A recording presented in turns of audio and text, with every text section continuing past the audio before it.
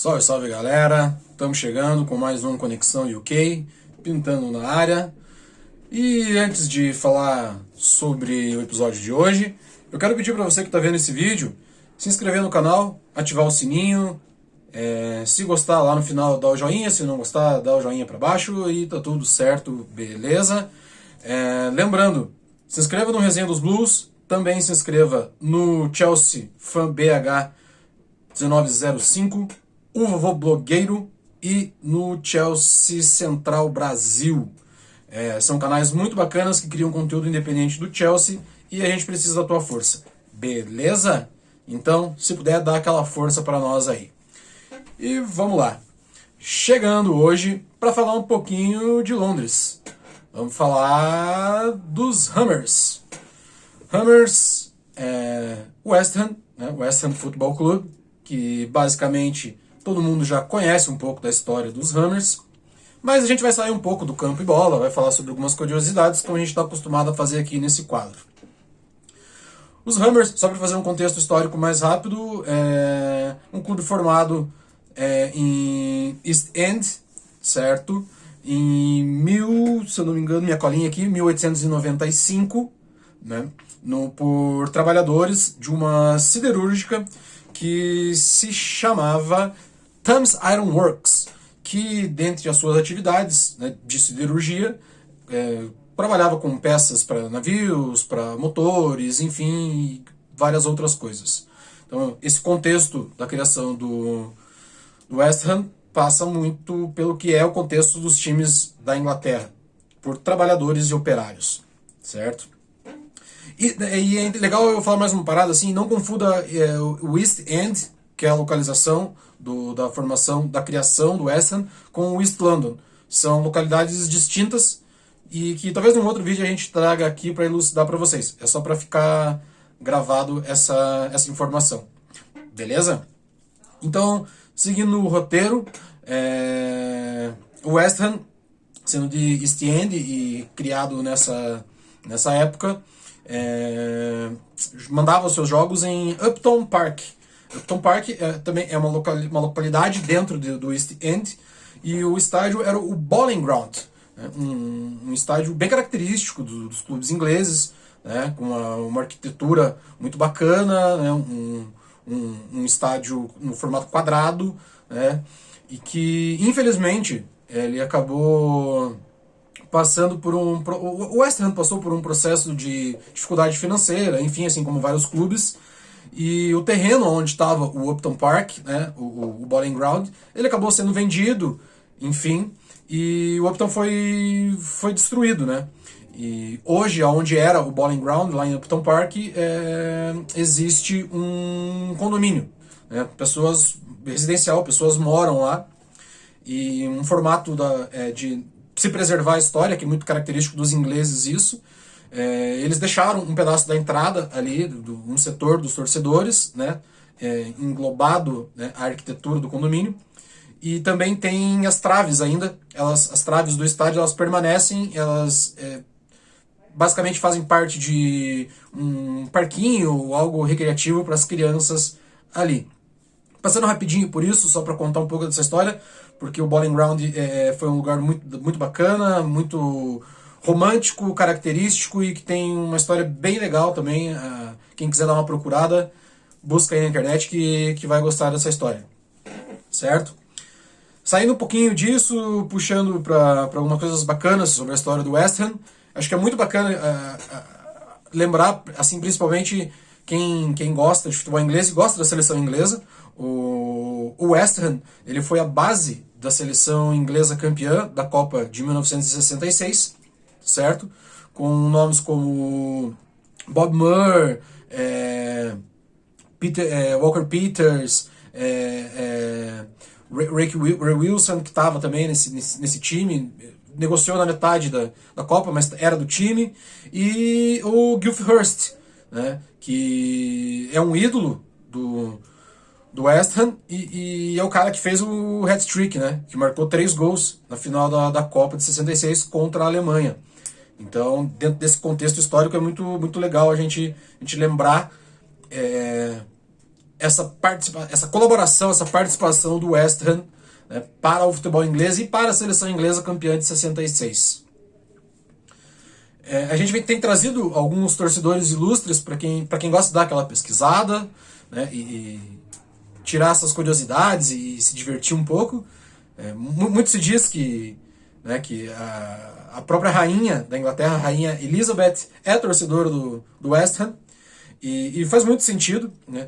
Tem algumas lendas urbanas que dizem que ela era torcedora do Arsenal, enfim, pela proximidade com alguns familiares e outras efemérides, mas numa reportagem, salvo engano, pro The Mirror, que é um jornal inglês, ela, numa conversa informal, ela meio que confessou pro repórter ali que ela preferia não se mostrar tão ligada, né, e torcedora, assim, mas que desde sempre ela gostou e ela torcia para o West Ham, né? Embora cada membro da família real britânica torça para um clube distinto, e ela se disse torcedora do West Ham. Isso é muito bacana. E quando a gente está falando de West Ham, né, automaticamente na lembrança de alguns, né, vai se dar conta de como que conheceu o West Ham aqui no Brasil, principalmente. Eu vejo por dois fatores, né, que são, para mim, determinantes, pelo menos. E já linkando com torcedores ilustres. Um dos grandes torcedores do West Ham, que são muito conhecidos nas redes e na televisão também, chama-se Danny Dyer. O Danny Dyer, ele é um cara, enfim, um inglês, certo? Que ele nasceu na região de East End e é torcedor do West Ham, mas ele se tornou ator e produtor de alguns documentários, certo? E é ele que cria, e já vai ficando uma dica cultural aqui, uma série, né, um doc chamado Football Factories, que nesse primeiro recorte da série, na verdade é um doc, não é uma série, desculpa, a série vem depois. Esse doc ele mostra, né, como que a torcida do West Ham funcionava, como que era o dia a dia dessas pessoas, e muito também nos conflitos gerais ali que existiam dos hooligans, né, principalmente contra o Chelsea, que é uma coisa que ferveceu muito na década de 80, final da década de 80, 90, quando os clubes basicamente estavam no mesmo patamar e se enfrentavam muito. E o hooliganismo, ele estava muito em voga. Então, se encontrar ali dentro de Londres, né, que tem essa facilidade dos encontros cotidianos das torcidas, né, e o conflito de briga mesmo, então se criou uma rivalidade bem interessante. E ele conta isso nesse documentário que se chama Football Factories. Como o Football Factories teve certo sucesso, né, o Danny Dyer, que é torcedor do West Ham, ele criou o The Real Football Factories, que aí sim foi um doc em série, né, que até pega várias torcidas da Inglaterra e também faz algumas saídas internacionais, incluindo o Brasil, né.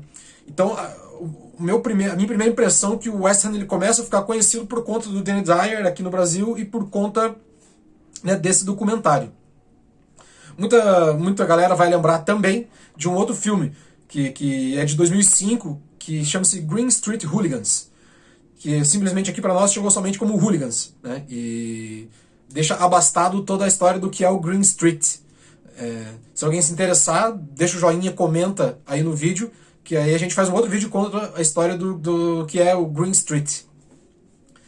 E, enfim, esse filme é um filme muito bacana, com atores conhecidos, inclusive, com o Lee Gregory, que é um cara também que é super hooligan, super torcedor, desculpa, mas ele tem envolvido com hooliganismo, enfim, e é um ator. E não é tão conhecido aqui no Brasil, mas na Europa e na Inglaterra todo mundo conhece o Lee Gregory. E o Elijah Wood, que é o Sr. Frodo do Senhor dos Anéis. É um filme que veio pra cá e na época fez certo sucesso, e ele conta a história ali também de cisões entre as firmas de hooliganismo, mas esse filme ele se baseia no conflito do derby West Ham e Millwall. É um filme bem bacana também, quem não conhece vale a pena dar uma conferida e olhar lá esse filme, é bem da hora. Para um outro lado, para puxar aqui, que a gente sempre tá falando para vocês e dando as dicas, né, que é o lado musical, eu acho que é inegável quando a gente fala de West Ham, a gente não tem como não mencionar o Iron Maiden, né? Pra quem não conhece o Iron Maiden, é uma das bandas viscerais do heavy metal, né, que surgiu no final da década de 70, teve sua a notoriedade na década de 80 e com o passar dos anos só veio crescendo e se tornou um expoente, um link em falar de heavy metal e metal, abre aspas, um pouco mais pesado. O Steve Harris é talvez o maior torcedor, né, dos membros da banda, sempre vai em jogo, sempre nos shows ele faz alusões ao West Ham e tudo mais. E tem uma história bacana pra gente que é aqui do Brasil, né? O Steve Harris, em 2001, em turnê da volta do Bruce Dickinson, com a Iron Maiden convidado para tocar no Rock in Rio.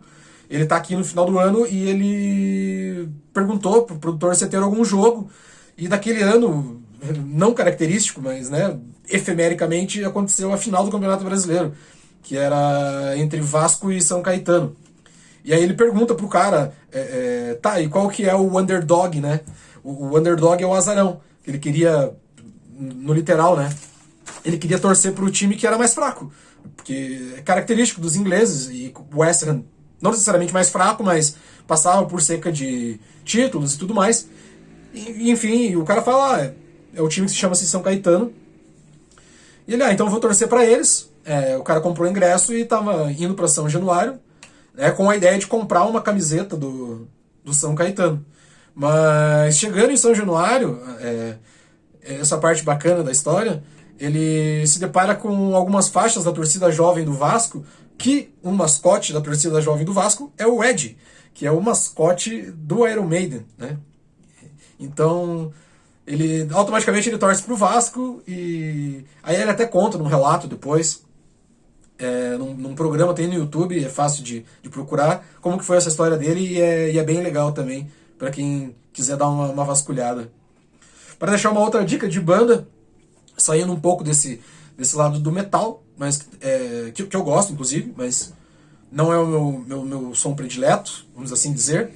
Eu quero deixar uma banda super característica, que pelo menos para mim tem muito mais a cara do West Ham, e tudo que representa a questão social e o proletariado, e a coisa da época dessa efervescência do que eram as questões quando a banda surgiu, que é o Cockney Rejects, que é uma banda de punk, né? É uma dissidência do punk para o punk oi, que é um estilo que justamente ele está linkado a outros propósitos, e os integrantes da banda são mega torcedores dos Hammers e viviam, né, no início da década de 80 toda essa problemática da questão de viverem na Inglaterra um pouco mais difícil, e o escape era o jogo, o espetáculo.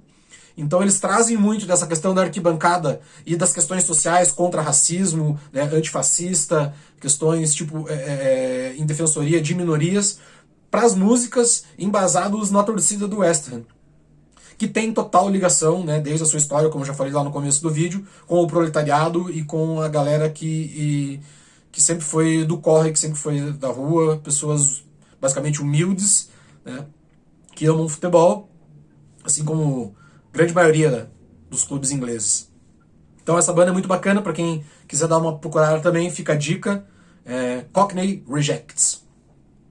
Eu acho que é isso, galera, aqui dentro do que eu tinha pensado em passar para vocês, para sair um pouquinho do campo e bola, e trazer essas curiosidades.